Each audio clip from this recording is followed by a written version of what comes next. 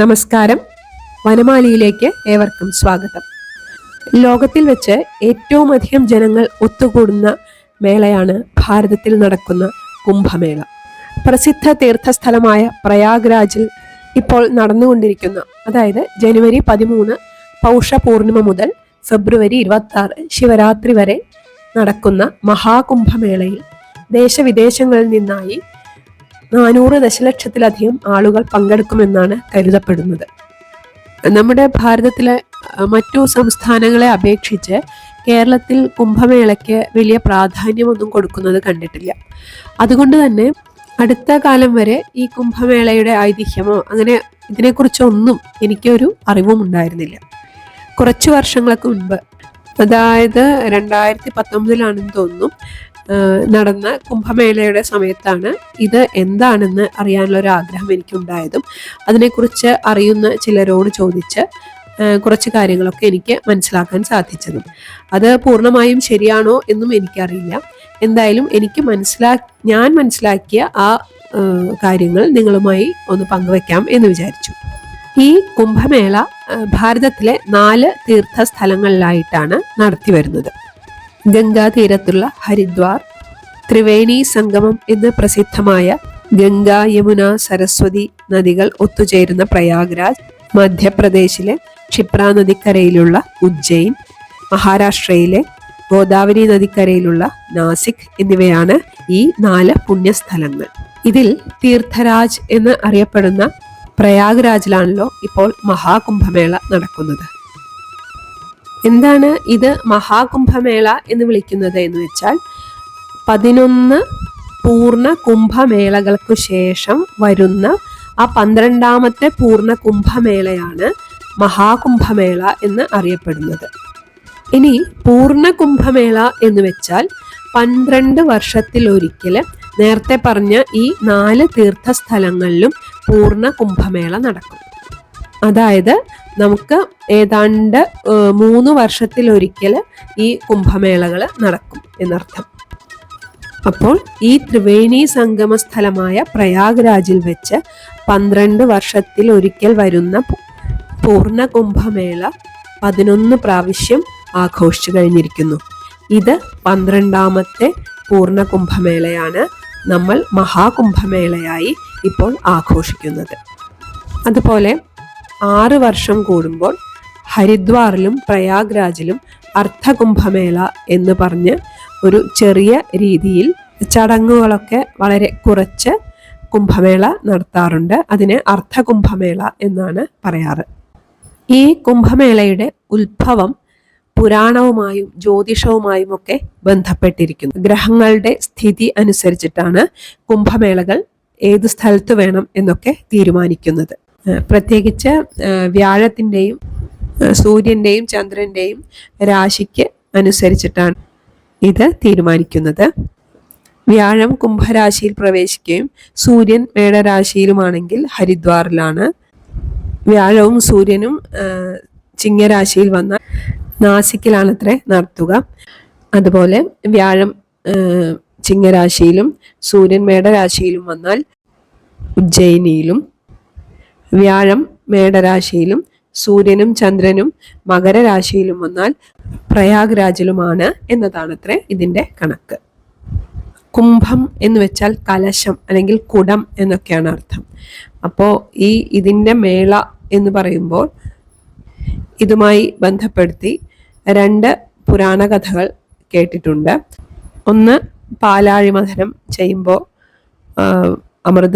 ധന്വന്തരമൂർത്തി അമൃതമായി പൊന്തി വന്നപ്പോൾ അത് തങ്ങൾക്ക് മാത്രം അവകാശപ്പെട്ടതാണെന്ന് അസുരന്മാരും, അല്ല അത് തങ്ങൾക്കാണ് അവകാശം എന്ന് ദേവന്മാരും ചിന്തിച്ച് തീവ്ര വേഗതയിൽ ഓടാൻ കഴിവുള്ള സ്വരഭാനു എന്ന അസുരൻ അമൃത കുംഭവുമായി പെട്ടെന്ന് ഓടിപ്പോയി.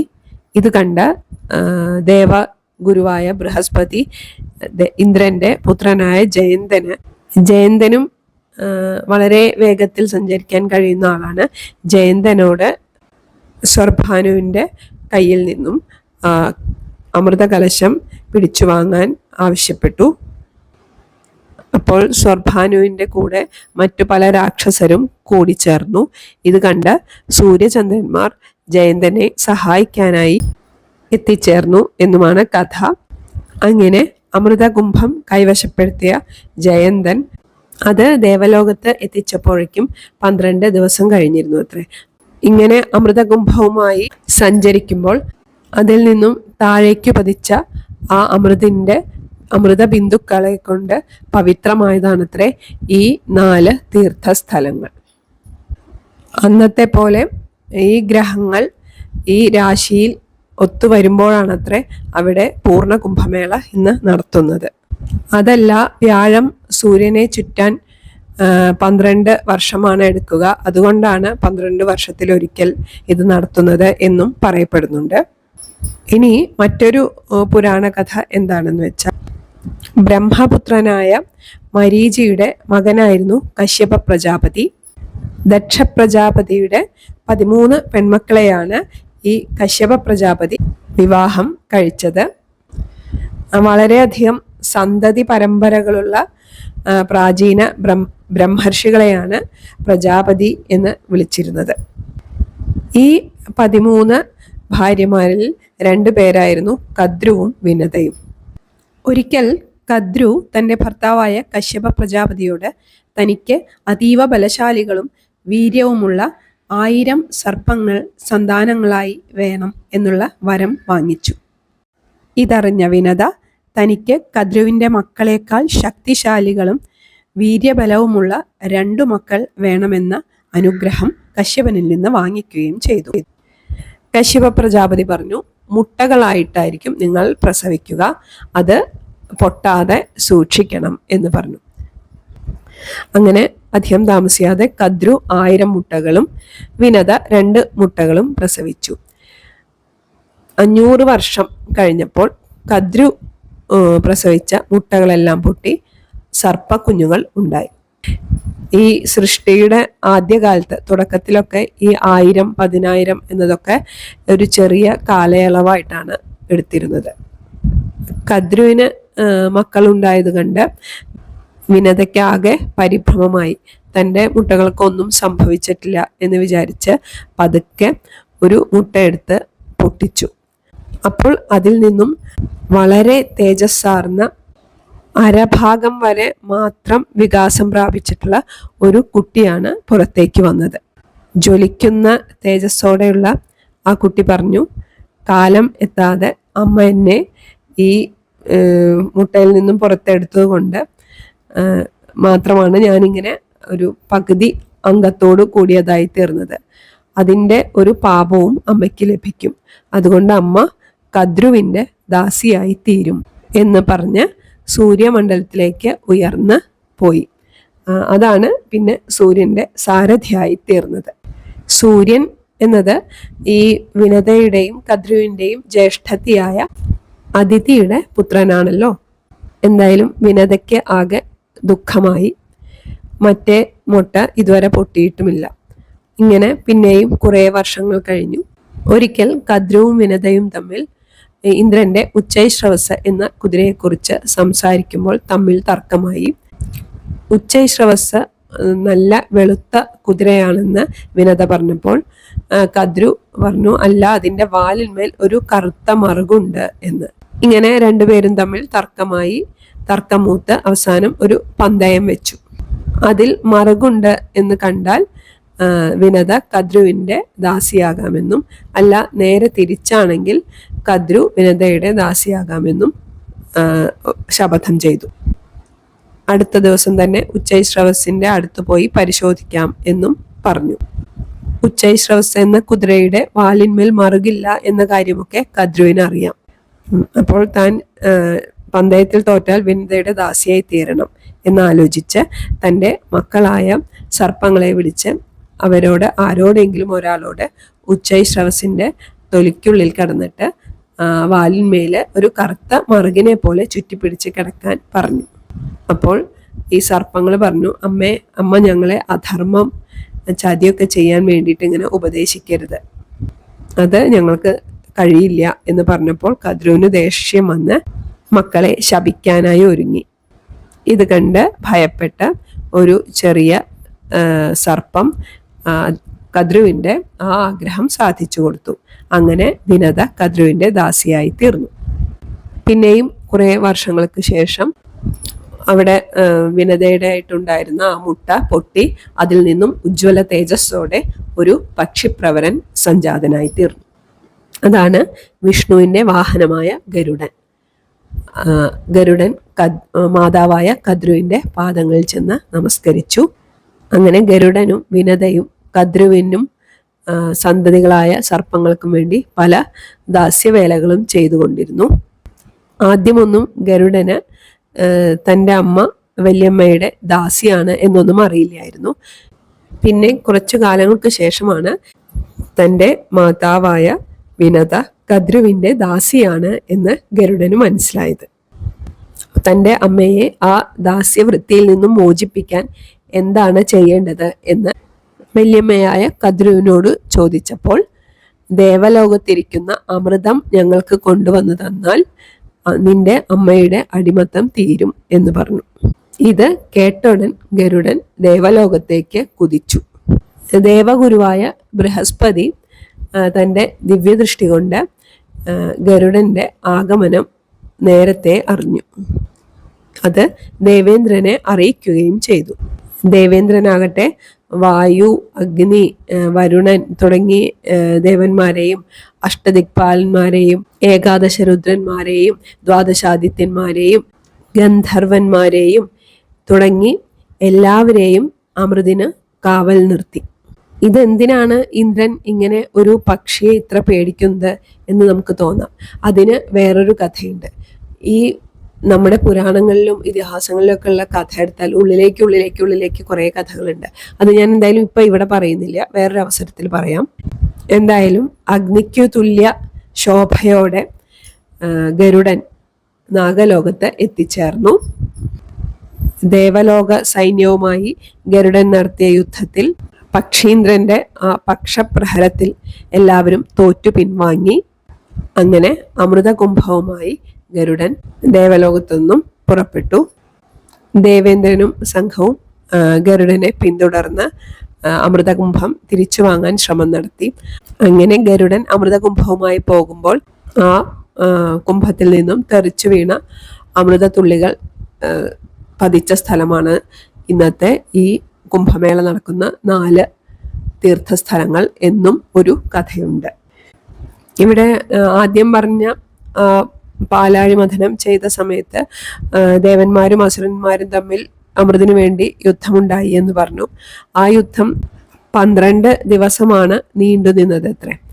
ദേവന്മാരുടെ ഒരു ദിവസം എന്ന് പറയുന്നത് നമുക്ക് ഒരു വർഷമാണ്. അതാണ് 12 വർഷത്തിൽ ഒരിക്കൽ കുംഭമേള ആഘോഷിക്കുന്നത് എന്നും പറയുന്നു. അദ്വൈത ആചാര്യനായ ശ്രീ ആദി ശങ്കരനാണ് ഹിന്ദു സംസ്കാരത്തെ ദൃഢീകരിക്കാനും ലോക കല്യാണത്തിനുമായി കുംഭമേള എന്ന ഈ പരമ്പര ആരംഭിച്ചത് എന്നൊരു വിശ്വാസം നിലനിൽക്കുന്നുണ്ടത്രേ.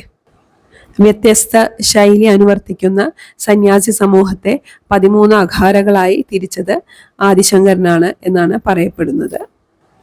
ഈ കുംഭമേളയിൽ ഏറ്റവും പ്രധാനം തീർത്ഥ സ്നാനം തന്നെയാണ്. പൗഷ പൗർണമി, മകരസംക്രാന്തി, മൗനി അമാവാസി, വസന്ത പഞ്ചമി, മാഘി പൂർണിമ, മഹാശിവരാത്രി, ഇതിലൊക്കെ ഈ ദിവസങ്ങളിലൊക്കെ നടത്തുന്ന സ്നാനത്തിന് ഷാഹി സ്നാൻ എന്നാണ് പറയുക. ഇതിന് കുംഭ അമൃത സ്നാൻ അല്ലെങ്കിൽ രാജസി സ്നാൻ എന്നൊക്കെയാണ് ഇപ്പോൾ പറയുന്നത് അത്രേ. ഈ വിശേഷ ദിവസങ്ങളിൽ ഇവിടെ സ്നാനം ചെയ്ത് പുണ്യം നേടാനായി കോടിക്കണക്കിന് വിശ്വാസികളാണ് ദേശവിദേശങ്ങളിൽ നിന്നും ഈ തീർത്ഥസ്ഥലങ്ങളിൽ എത്തിച്ചേരുന്നത്. ഈ സ്നാനത്തിന് തന്നെ ആദ്യം നാഗ സന്യാസികളാണ് സ്നാനം നടത്തുക. പിന്നെ ഓരോരോ അഘാരകളിലെ സന്യാസി വര്യന്മാർ വന്ന് സ്നാനം നടത്തുന്നു. അതിനുശേഷം മാത്രമാണ് ഗൃഹസ്ഥാശ്രമികൾക്ക് സ്നാനം ചെയ്യാനുള്ള അവകാശമുള്ളൂ. ഈ നാഗസന്യാസിമാർക്ക് ഈ കുംഭമേളയിൽ പ്രത്യേക സ്ഥാനം തന്നെയുണ്ട്. ഭസ്മം പൂശിയ ശരീരവും ദീർഘമായ ജടാവൽക്കലങ്ങളും ധരിച്ച് കൈകളിൽ കമണ്ടൽ പിടിച്ചു നിൽക്കുന്ന ഇവർ ശസ്ത്രവൈദഗ്ധ്യമുള്ളവരും ശാസ്ത്രവൈദഗ്ധ്യമുള്ളവരും ധർമ്മരക്ഷയ്ക്ക് വേണ്ടി എന്തും ചെയ്യാൻ സന്നദ്ധരായവരുമാണ്. പുരാതന കാലത്ത് പല വൈദേശിക ആക്രമണ സമയത്തും അന്നത്തെ രാജാക്കന്മാർ നാഗസന്യാസിമാരുടെ സഹായം തേടിയിട്ടുണ്ട് എന്ന് പറയുന്നു. ഇങ്ങനെ രാഷ്ട്രരക്ഷയ്ക്കും ധർമ്മരക്ഷയ്ക്കും വേണ്ടി ഇവർ നൽകിയ ആ സഹയോഗിത്വത്തിന് ആദരിക്കാൻ വേണ്ടിയാണത്രേ ഷാഹി സ്നാൻ എന്ന ഈ ചടങ്ങ് ആരംഭിച്ചത്. അങ്ങനെ കുംഭമേളയിലെ ആദ്യ സ്നാനം നാഗസന്യാസിമാരാണ് ചെയ്യുന്നത്. അതിനുശേഷം മറ്റു സന്യാസി സമൂഹം, ശേഷം ഗൃഹസ്ഥരായവരും. ഈ നാഗസന്യാസിമാരുടെ ദീക്ഷ നടക്കുന്നതും ഈ കുംഭമേളയുടെ സമയത്താണ്. കുംഭമേളയിൽ സ്നാനത്തിനാണ് ഏറ്റവും പ്രാധാന്യം എന്ന് ഞാൻ നേരത്തെ പറഞ്ഞല്ലോ. ഈ സമയം, കുംഭമേള നടക്കുന്ന സമയത്ത് ഇവിടെയുള്ള ഈ വെള്ളത്തിൽ, പവിത്രമായ നദിയിൽ അമൃത ഉണ്ട് എന്നാണ് വിശ്വാസം. അതുകൊണ്ടാണ് ഇത്രയും വിശ്വാസികൾ ഇവിടെ വരുന്നതും ഇതിൽ മുങ്ങിക്കുളിക്കുന്നതും. ഇന്ന് നമ്മൾ ചാർജ് വാട്ടർ എന്നൊക്കെ പറഞ്ഞിട്ട് കുടിക്കാറുണ്ട്. അത് എനർജൈസ്ഡ് ചെയ്തിട്ടുള്ള വെള്ളമാണ് എന്നൊക്കെ പറയാറുണ്ട്. ഏതാണ്ട് അതുപോലെ ഒന്ന് തന്നെയാണ് ഇവിടെ ഈ നദികളിലും നടക്കുന്നത്. നേരത്തെ പറഞ്ഞല്ലോ, ഗ്രഹങ്ങളുടെ ആ രാശിയും ഇതൊക്കെ നോക്കിയിട്ടാണ് ഓരോ സ്ഥലത്തെ കുംഭമേള തീരുമാനിക്കുന്നതെന്ന്. അപ്പോൾ ഈ ഗ്രഹങ്ങളുടെ സ്ഥാനം അനുസരിച്ചിട്ട് അത് ആ സ്ഥലത്തിന് ഒരു പ്രത്യേക എനർജി നൽകുന്നുണ്ട്. അപ്പോൾ അവിടെയുള്ള ആ നദിയിലെ വെള്ളം ആ എനർജി അബ്സോർബ് ചെയ്യും. ആ നദിയിലുള്ള സ്നാനം നമ്മളെ എനർജൈസ്ഡ് ആക്കുകയാണ് ചെയ്യുന്നത്. ഇതേ കാര്യം ഒരു കഥാരൂപത്തിൽ പറഞ്ഞാൽ പെട്ടെന്ന് മനസ്സിലാവും എന്നുള്ളത് കൊണ്ടാവാം ഈ കഥകളൊക്കെ ഉണ്ടായത്. ആർഷ പാരമ്പര്യത്തിന്റെ സമാനതകളില്ലാത്ത ഈ ആത്മീയാനുഭൂതി ഇന്ന് ലോകശ്രദ്ധ ആകർഷിക്കുന്നു. ഗംഗാ യമുന സരസ്വതി സംഗമഭൂമിയായ പ്രയാഗ്രാജ് ഭാരതത്തിന്റെ ആസ്ഥയുടെ, പരമ്പരയുടെ, ഭക്തിയുടെ സംഗമഭൂമിയായി വീണ്ടും ഇതിഹാസം രചിക്കുന്നു.